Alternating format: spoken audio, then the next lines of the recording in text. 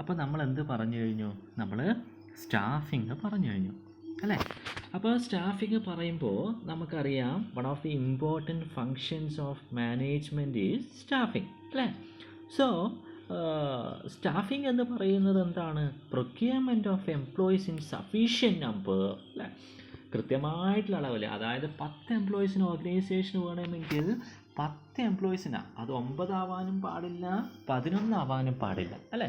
അപ്പോൾ കൃത്യമായിട്ടുള്ള procurement of right number of employees for the organisation അല്ലേ? അതാണ് എന്ത് പറയുന്നത്? നമ്മുടെ സ്റ്റാഫിങ് പറയുന്നത്. അത് എവിടെ തന്നെ ആവണം? ഫ്രം ദി റൈറ്റ് ടൈം അല്ലേ? ശരിയായ സമയത്ത് ശരിയായ അളവിൽ എംപ്ലോയീസിനെ സെലക്ട് ചെയ്യുക എന്നുള്ളതാണ് സ്റ്റാഫിങ്ങിൽ നമ്മളിപ്പോൾ പറഞ്ഞത്. സോ സ്റ്റാഫിംഗ് ഡിപ്പാർട്ട്മെൻറ്റാണ് ഈ ജോലി ചെയ്യുന്നത് അല്ലേ? അപ്പോൾ സ്റ്റാഫിംഗ് ഡിപ്പാർട്ട്മെൻറ്റിൻ്റെ ഒരു ജോലി എന്താണ്? ഇനി വരാനിരിക്കുന്ന നാളുകളിൽ ഓർഗനൈസേഷന് എത്ര എംപ്ലോയീസിൻ്റെ ആവശ്യമുണ്ടെന്ന് കണ്ടെത്തേണ്ടി വരും. അതെന്തിനാണ് അങ്ങനെ കണ്ടെത്തുന്നത്? ചില സമയങ്ങളിൽ ഓർഗനൈസേഷൻസിലുള്ള എംപ്ലോയീസ് പിരിഞ്ഞു പോകാം. ഇപ്പോൾ 50-60 വയസ്സ് ആയിക്കഴിഞ്ഞാൽ എന്ത് ചെയ്യണം? റിട്ടയർമെൻറ്റ് എടുക്കണം. അപ്പോൾ 60 വയസ്സ് കഴിഞ്ഞ ഒരു എംപ്ലോയി 60-ാം വയസ്സാകുന്നത് വരെ ഓർഗനൈസേഷൻ കാത്തു നിൽക്കണോ? ഇപ്പോൾ അറിയാം, ഫോർ എക്സാമ്പിൾ 2021 അതായത് ജനുവരി 1-ന് 50 വയസ്സാവും. 50 വയസ്സാണ് റിട്ടയർമെൻറ്റ് പ്രായം എന്ന് വെച്ചോ. അപ്പോൾ ജനുവരി 1-ന് റിട്ടയർമെൻറ്റ് ആകുമെങ്കിൽ ആ ജനുവരി 1-ന് അയാൾ പോയതിന് ശേഷം നമ്മൾ പുതിയൊരു എംപ്ലോയിനെ കണ്ടെത്തിയാൽ മതിയോ? പോരാ. നമ്മൾ എന്ത് ചെയ്യണം? ആൻറ്റിസിപ്പേറ്റ് ചെയ്യണം അല്ലേ? അല്ലെങ്കിൽ ഫോർകാസ്റ്റ് ചെയ്യണം. ജനുവരി 1-ൽ ഒരാൾ പിരിഞ്ഞു പോകാനുണ്ട്. അപ്പോൾ എന്ത് ചെയ്യണം? നമ്മൾ കുറേ വർഷങ്ങൾ മുന്നേ തന്നെ ആ പോസ്റ്റിലേക്കുള്ള ആളെ നമ്മൾ കണ്ടുപിടിക്കണം, ആൻറ്റിസിപ്പേറ്റ് ചെയ്യണം, അല്ലെങ്കിൽ ഫോർകാസ്റ്റ് ചെയ്യണം അല്ലേ? അപ്പോൾ സിസ്റ്റമാറ്റിക് ആയിട്ടുള്ള ഒരു മാൻ പവർ പ്ലാനിങ് നമുക്ക് ഉണ്ടാവണം. പ്ലാനിങ് എന്ന് വെച്ചാൽ ഫോർകാസ്റ്റ് ചെയ്യണം, നമ്മൾ നേരത്തെ പറഞ്ഞത് അല്ലേ? എന്തിനു വേണ്ടിയിട്ട്? റിക്വയർമെൻറ്റ്സിന് വേണ്ടിയിട്ട്, നമുക്ക് ഭാവിയിൽ വരുന്ന റിക്വയർമെൻറ്റ്സിന് വേണ്ടിയിട്ട് നമ്മളൊരു എന്ത് ചെയ്യണം? ഫോർകാസ്റ്റ് ചെയ്യേണ്ടതായിട്ട് ഉണ്ട്. നമ്മൾ എന്ത് ചെയ്യേണ്ടതായിട്ടുണ്ട്? ഫോർകാസ്റ്റ് ചെയ്യേണ്ടതായിട്ട് ഉണ്ട്. അപ്പോൾ ഈ ഫോർകാസ്റ്റ് എന്ന് പറയുന്നത് പലപ്പോഴും നമ്മൾ ചെയ്യുന്നത് എങ്ങനെയാവണം? ഫ്യൂച്ചർ നീഡ്സിൻ്റെ ബേസിലായിരിക്കണം. ഭാവിയിൽ നമുക്ക് ഇത്ര എംപ്ലോയീസിൻ്റെ ആവശ്യമുണ്ട് എന്ന് തോന്നിയിട്ടായിരിക്കണം, അല്ലെങ്കിൽ കണക്ക് കൂട്ടിയിട്ടായിരിക്കണം നമ്മൾ ചെയ്യേണ്ടത്.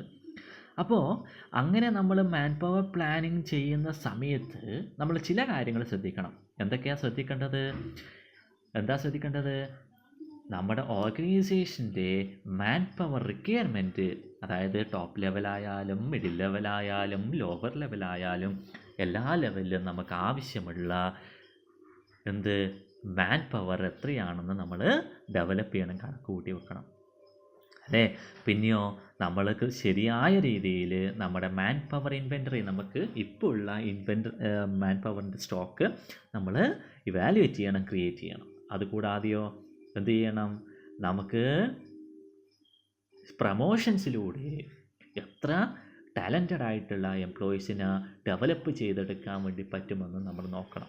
ഇതാണ് ശരിയായിട്ടുള്ള ഒരു ക്രൈറ്റീരിയ എന്ന് പറയുന്നത്. അപ്പോൾ നമുക്ക് നേരിട്ട് നമുക്ക് ഏതിലേക്ക് പോവാം? എന്താണ് മാൻ പവർ പ്ലാനിങ് എന്നുള്ളത് നമുക്ക് മനസ്സിലാക്കാം. സിമ്പിളാണ്. മാൻ പവർ പ്ലാനിങ് എന്ന് വെച്ചാൽ നിങ്ങൾക്ക് സിമ്പിളായിട്ട് പറയാൻ വേണ്ടിയിട്ട് പറ്റണം, ഫോർകാസ്റ്റിംഗ് ആണ് അല്ലെങ്കിൽ പ്രെഡിക്റ്റിംഗ് ആണെന്ന് പറയാൻ വേണ്ടിയിട്ട് പറ്റണം. എന്തിൻ്റെ ഫോർകാസ്റ്റിംഗ് ആണ് അല്ലെങ്കിൽ എന്തിൻ്റെ പ്രഡിക്ഷൻ ആണെന്ന് നിങ്ങൾ നോക്കണം. The number of people whom the firm has to hire. ഒരു ഓർഗനൈസേഷനിൽ എത്ര എംപ്ലോയീസിനെ നമ്മൾ ഹയർ ചെയ്യണം? ഹയർ എന്ന് വെച്ചാൽ നമ്മൾ എടുക്കണം. എത്ര എംപ്ലോയീസിനെ നമ്മൾ ട്രെയിൻ ചെയ്യണം? എത്ര എംപ്ലോയീസിനെ നമ്മൾ പ്രൊമോട്ട് ചെയ്യണം? എപ്പോൾ? ഒരു ഗിവൺ പീരീഡ് ഓഫ് ടൈം. അതാണ് എന്തെന്ന് പറയുന്നത്? നമ്മുടെ മാൻ പവർ പ്ലാനിങ് എന്ന് പറയുന്നത്. അപ്പോൾ എന്താ man power planning? Man power planning simply refers to forecasting or predicting the number of people whom the firm has to hire, train or promote in a given period of time. അല്ലേ? അപ്പോൾ നമ്മൾ പ്രധാനമായിട്ടും Gordon മെക്ബെത്ത് പറഞ്ഞിട്ടുള്ളൊരു കാര്യം, നമ്മുടെ man power planning എന്ന് പറയുന്നത് പ്രധാനമായിട്ടും 2 സ്റ്റേജിലൂടെയാണ് കടന്നു പോകുന്നത് അല്ലേ? ആദ്യം മാൻ പവർ പ്ലാനിങ് ചെയ്യുമ്പോൾ അതായത് മാൻ പവർ പ്ലാനിങ് ചെയ്യുമ്പോൾ 2 കാര്യങ്ങളാണ് അല്ലെങ്കിൽ 2 സ്റ്റേജിലൂടെയാണ് കടന്നു പോകുന്നത്. ഒന്നാമത്തെ സ്റ്റേജ് എന്ന് പറയുന്നത് എന്താണ്? ഒരു ഓർഗനൈസേഷനെ സംബന്ധിച്ചിടത്തോളം ഒരു ഡീറ്റെയിൽഡ് ആയിട്ടുള്ള പ്ലാനിങ് നടക്കുന്നു. എന്ത് നമ്മുടെ ഓർഗനൈസേഷനിലെ ടോപ്പ് ലെവലായാലും മിഡിൽ ലെവലായാലും ലോവർ ലെവലായാലും എത്ര എംപ്ലോയീസിൻ്റെ ആവശ്യം നമുക്ക് വരും അല്ലെങ്കിൽ ഉണ്ട് എന്നുള്ളത് കൃത്യമായി മനസ്സിലാക്കുക. അതാണ് ഒന്നാമത്തെ സ്റ്റേജ്.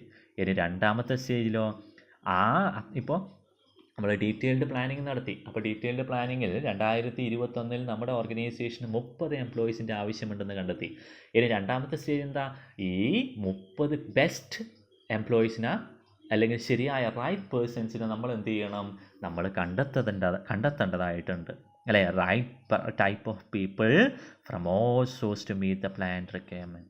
നമ്മൾ പ്ലാൻ ചെയ്തിട്ടുള്ള ആ റിക്വയർമെൻറ്റ്സിന് അല്ലെങ്കിൽ നമ്മുടെ റിക്വയർമെൻറ്റ്സിനനുസരിച്ചിട്ട് റൈറ്റ് പീപ്പിളിനെ കണ്ടെത്തേണ്ടതാണ് രണ്ടാമത്തെ ഫേസ് എന്ന് പറയുന്നത്.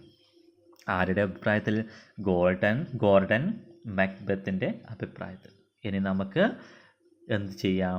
ഒരു ഡെഫിനിഷൻ പറയാം.